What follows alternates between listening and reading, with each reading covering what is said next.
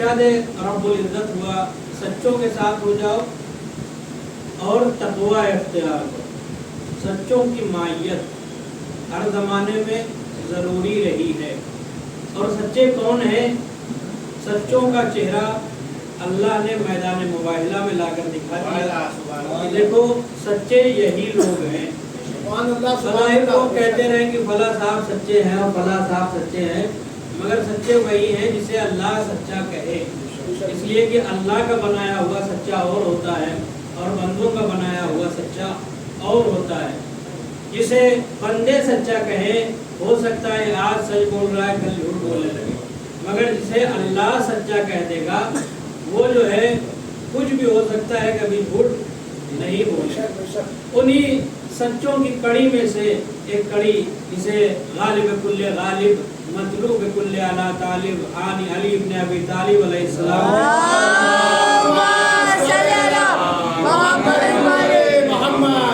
دیکھیں پڑھنا کچھ اور چاہتا تھا لیکن حالات کو دیکھتے ہوئے میں نے جو آج مجلس پڑھی تھی اسے کل پڑھوں گا اور بالکل سے جو ہے بدل گیا مزاج.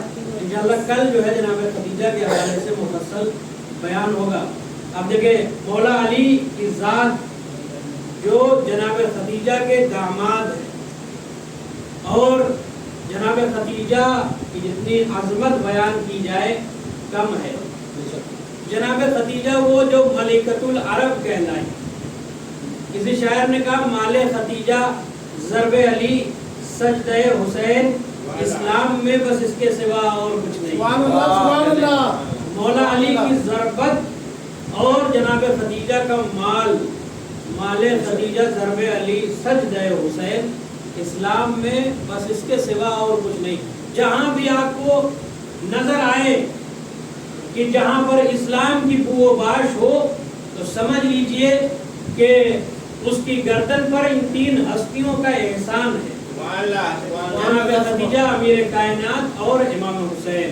امیر المومنین وہ کہ جو ارجو الناس ہیں، جو افصح الناس ہیں، جو اقصح الناس ہیں.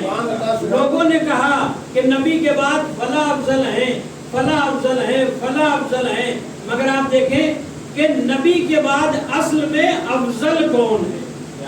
نبی نے خود فرمایا کہ میری امت میں سب سے بہترین فیصلہ کرنے والے علی ہیں، میری امت میں سب سے زیادہ علم والے علی ہیں، میری امت میں سب سے بڑے عبادت گزار علی ہیں، میری امت میں سب سے زیادہ شجاع علی ہیں. آپ دیکھیں جو ہر میدان میں اول رہے کیا عقل گوارا کرے گی اسی اول کو چوتھے میں لا کے رکھ دیا جائے؟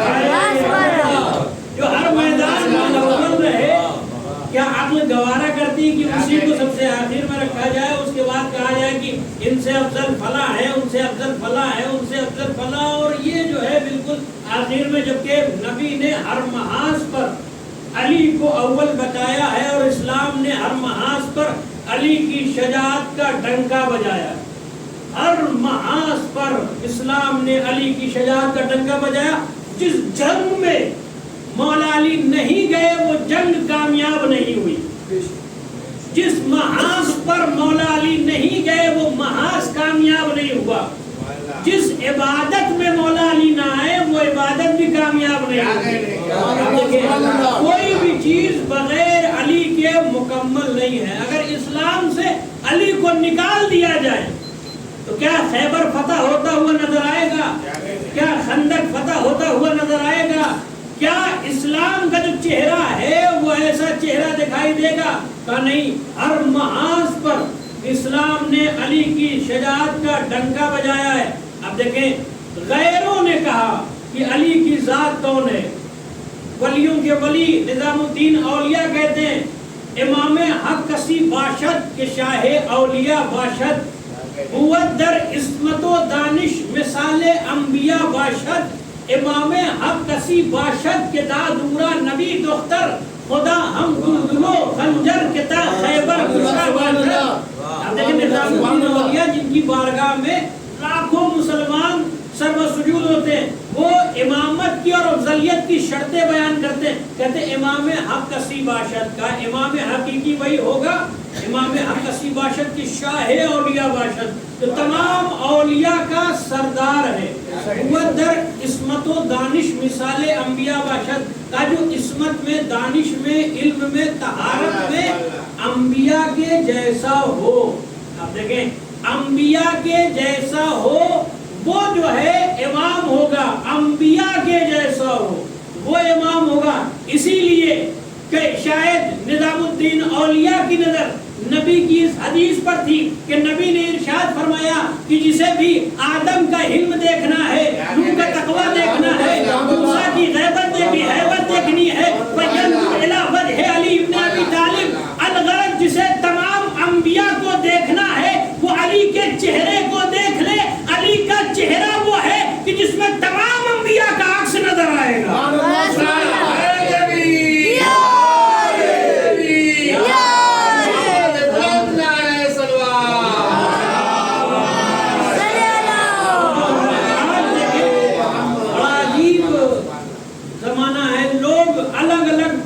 اور ولی کی تعریف کرتے ہیں اور عجیب و غریب قصے جو ہے بیان کرتے ہیں کہ فلاں صاحب جو ہے فلاں صاحب کی برائی کر رہے تھے تو فلاں صاحب تلوار لے کر اپنی ماں کے شکم سے باہر نکلے اور ان کا سر قلم کیا اور پھر اپنی ماں کے شکم میں واپس چلے گئے. عجیب و غریب بیان کرتے ہیں، عجیب و غریب. مگر جب بات علی کی آتی ہے، اہل بیت کی آتی ہے، تو کہتے ہیں یہ فضیلت سمجھ میں نہیں آتی. عجیب بات ہے، عجیب بغض ہے. غیروں کی فضیلت آپ کو سمجھ میں آتی ہے چاہے کچھ بھی بیان ہو جائے، مگر جب بات اہل بیت کی آتی ہے تو پھر یہ جو ہے یہ صحیح نہیں ہے، یہ ضعیف ہے، یہ جو ہے اس کا راوی صحیح نہیں ہے، اس کا راوی کہہ کے بھول جاتا تھا، اور تمام کمیاں اہل بیت کے لیے نکالنے لگتے ہیں. کیوں؟ یہ بغض ہے. آج جو سیریا میں ہو رہا ہے، ہزاروں شیعان علی شہید کیے جا رہے ہیں. کیوں مار رہے ہیں؟ اصل میں انہیں بغض ہے اہل بیت سے، انہیں بغض ہے اللہ کی ذات سے، انہیں بغض ہے اسلام سے. اصل میں یہ شیعہ کے دشمن نہیں ہیں، یہ اسلام کے دشمن ہیں، یہ دین کے دشمن ہیں. آپ نے دیکھا کہ امام حسین کا پرچم ہے جس پر امام حسین کا نام لکھا ہوا ہے، اس پر جو ہے نام نہاد مسلمان اس کو آگ میں جلا رہا ہے. یہ کمال بغض ہے. بغض جب اس انتہا پر پہنچتا ہے تو انسان اس کے نام کو جلانے لگتا ہے کہ جس کے نام کے وسیلے سے دم بھرتا ہے کہ حسین جنت کے جوانوں کے سردار ہیں. ایک طرف جنت کے جوانوں کے سردار سے جنت لینے کی آرزو بھی ہے، دوسری طرف اسی کے نام کو نظر آتش کیا جا رہا ہے. یہ کیوں؟ یہ اہل بیت کا بغض ہے جو ان کے اوپر ظاہر ہو رہا ہے. آپ دیکھیں کہ علی کی ذات سب نے بیان کیا، علی افصح الناس، علی ارجع الناس، علی سب سے بہتر ہے، لہذا علی کے برابر کوئی ہو ہی نہیں سکتا. ایک شاعر تھا، اس نے مولا علی کے حوالے سے شعر لکھا، اور شعر جب لکھا نام ان کا تھا شہریار. اور جب انہوں نے شعر لکھا اور لکھنے کے بعد سو گئے، انہوں نے خواب میں دیکھا کہ بزم سجی ہوئی ہے اور اس کے بعد جو ہے ان کا نام پکارا گیا. جناب شہریار گئے اور اہل بیت کے درمیان انہوں نے شعر پڑھا. اسی زمانے کے ایک مرجع تھے، انہوں نے بھی یہی خواب دیکھا کہ انہوں نے دیکھا کہ اہل بیت بیٹھے ہوئے ہیں اور بزم سجی ہوئی ہے. اتنے میں اہل بیت میں سے ایک فرد نے کہا کہ میرے شاعر شہریار کو بلاؤ تاکہ وہ ہمارا قصیدہ سنائے. اب جیسے ہی جناب شہریار کا نام آیا، جو مرجع تھے ان کے زمانے کے اور ان کی بستی کے، انہوں نے جب جناب شہریار کا نام سنا اور اس کے بعد جناب شہریار کو شعر سناتے ہوئے سنا، اس کے بعد پلٹ کر آئے جناب شہریار کے پاس، آن کے کہنے لگے شہریار کیا تم نے اس طرح کا شعر لکھا ہے؟ کہا ہے.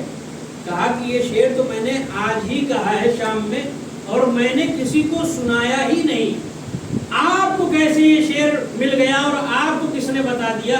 کہا ایسے ایسے ہم نے جو ہے خواب میں دیکھا ہے اور اس میں تمہیں بلایا گیا ہے اور تم یہ شعر پڑھ رہے ہو.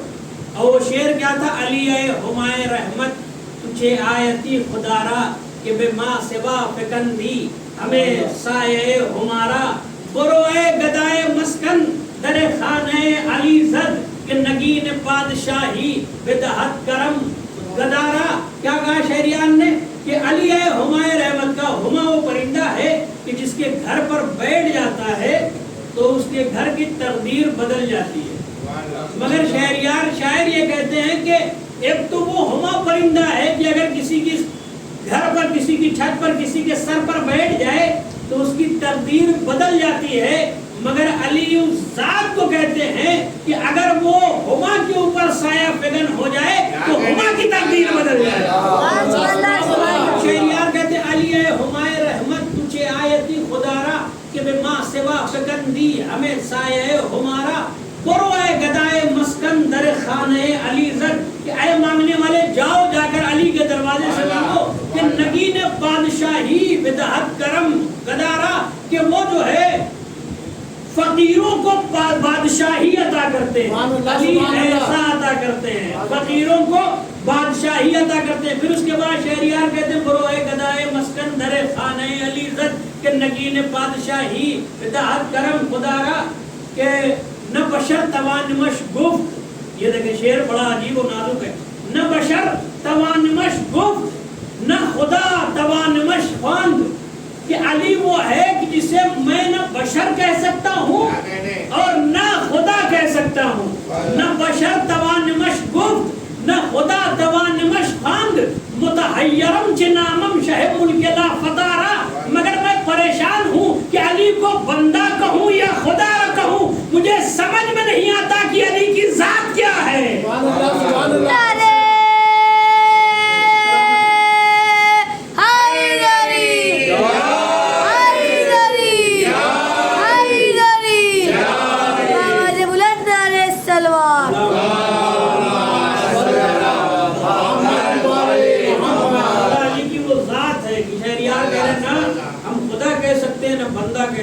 نہیں معلوم کہ ہم علی کو کیا کہہ کر پکاریں. آج بھی لوگ پریشان ہیں مگر علی کے فضائل بیان نہیں ہو پاتے. ہاں دادا رو یہ جو مہینہ ہے اس میں مولا علی کو ضربت لگی. مولا علی مسلح پر تڑپنے لگے اور خاک اٹھا اٹھا کر سر پر ڈالنے لگے. آواز دینے لگے فزت برب الکعبہ, رب کعبے کی قسم علی کامیاب ہو گیا. ہاں دادارو کامیابی علی سے پوچھیں کہ کامیابی کیا ہے. مولا علی ایسے عالم میں کہہ رہے ہیں کہ گواہ رہنا علی کامیاب جا رہا ہے. دنیا سے بڑے بڑے بادشاہ, بڑے بڑے ثروت مند, بڑے بڑے پیسے والے اس دنیا سے گئے مگر کسی نے یہ دعویٰ نہیں کیا کہ میں کامیاب جا رہا ہوں سوائے علی کے کہ علی نے آواز دی کوفے کی مسجد سے, محراب سے, فزت برب الکعبہ, رب کعبے کی قسم علی کامیاب ہو گیا. عزیزانو رمضان کا مہینہ ہے, اسی مہینے میں امام حسن و حسین یتیم ہو جائیں گے. اسی مہینے میں زینب ام کلثوم کے سر سے باپ کا سایہ چھن جائے گا. آپ دیکھیں رمضان میں ایک روزے دار کے سر پر ضربت لگائی گئی جو مسلسل روزہ رکھتا رہا. عالم یہ ہے کہ زہر کو تلوار کو پہلے زہر سے بجھایا گیا تھا, اس کے بعد مولا علی کے سر پر حملہ کیا گیا ہے. زہر اتنا کاری تھا کہ مولا علی کو جیسے ہی ضربت لگی مولا مسلح پر تڑپنے لگے اور مرثیہ پڑھنے لگے, خاک اٹھا اٹھا کر زخم میں ڈالنے لگے. جبرائیل نے آواز دی اے آسمان والو زمین پر علی کی زیارت کر لو, علی زخمی ہو گئے ہیں, علی چند دنوں کے مہمان ہیں. آدھر ایام شہادت میں مفصل مصائب امیر کائنات کی آپ سنیں گے. میں صرف ایک اشارہ کر کے گزر جاؤں گا تاکہ مرحوم کے لیے ایصال ثواب ہو جائے, حق مجلس ادا ہو جائے. اے لیجئے جب مولا علی کو ضربت لگ گئی, چاہنے والے جمع ہوئے, مولا علی کو لے کر بیت الشرف کی طرف جانے لگے. جیسے ہی بیت الشرف کے قریب پہنچے تھے ایک مرتبہ امیر کائنات کو غصی فاقہ ہوا. امیر کائنات نے کہا حسن حسین میرے قریب آؤ, عباس میرے قریب آؤ. تمام بنی ہاشم قریب آ گئے. امیر کائنات نے کہا میرے بیٹو میرے چاہنے والوں سے کہہ دو یہاں سے دور چلے جائیں, یہاں سے دور چلے جائیں. حسنین نے پوچھا بابا آپ انہیں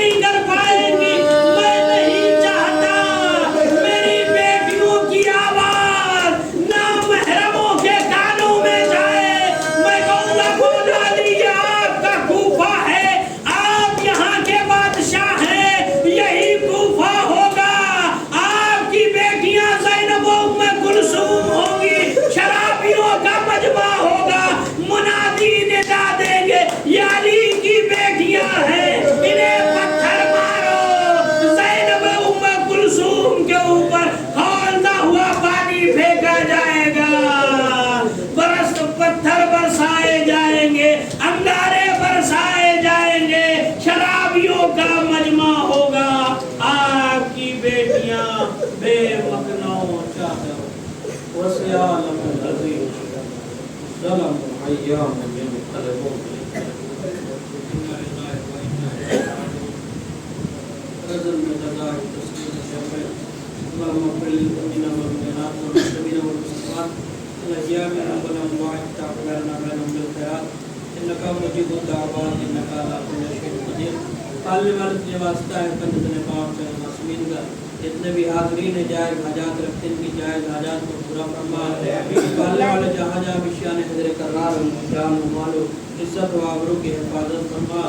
پالنے والے خصوصاً کے شام سیریا کے تمام شیعوں کی حفاظت فرما. پالنے والے مظلومین کی حفاظت فرما. پالنے والے ظالمین کو نیست و نابود فرما. پالنے والے جنت البقیع کی تعمیر کا اسباب فراہم فرما. پالنے والے آخری امام کے ظہور میں تاجیل عطا فرما. ہم سب کو ان کے آباء و امثال و شمار فرما. ربنا تقبل منا انک انت السمیع العلیم.